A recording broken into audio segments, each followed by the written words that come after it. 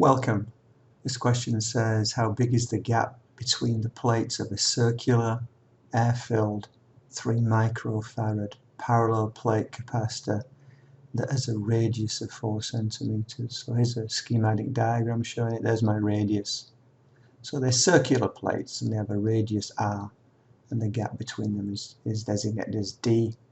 And so this is linking the capacitance of a capacitor with its physical structure, and the equation is K, which is dielectric constant, A, which is the area of the plate, epsilon naught, which is the permittivity of free space, over D, which is the separation between the plates.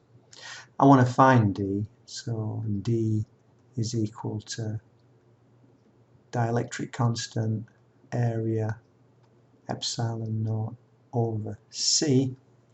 So D will equal, well, it's air filled, and if it's a vacuum or air, the dielectric constant is 1.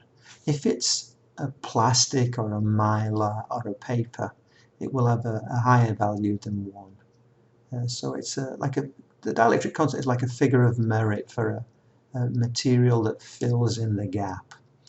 And then we have A, and of course this is circular, so it's going to be pi times R, and R in this case is 4 times 10 to the minus 2, and that's squared. And then we have epsilon naught, and epsilon naught is 8.8 times 10 to the minus 12. And then we have our capacitance, and our capacitance is 3 times 10 to the minus 6. It's microfarads. So the rest is sums. We say second pi, enter, times, and then we go bracket bracket 4 second e to the minus 2 bracket, and then I'm going to square that, bracket, enter, times 8.8 second e to the minus 12, enter, and then divided by 3 second e to the minus 6, and I'm getting 1.47, 1.5 times 10 to the minus 8, so this equals 1.47 times 10 to the minus 8, and my units, of course, I'm in SI units, so I'm going to get standard units, which is meters, so it's the first choice on here. Interesting thing, just look at this relationship.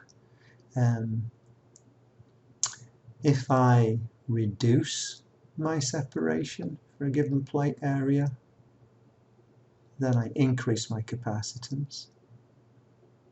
If I reduce my area, I get decreased capacitance. But the interesting thing is, I think interesting anyway, is if I double my gap, I can maintain the same capacitance by doubling the area. If I triple my gap, I can triple my area.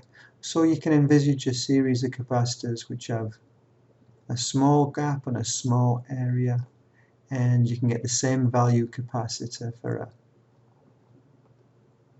bigger gap and a bigger area, and the same capacitance for a massive gap and a massive area. It's basically partly a ratio of the geometry of the capacitor. Cool. So there we have it.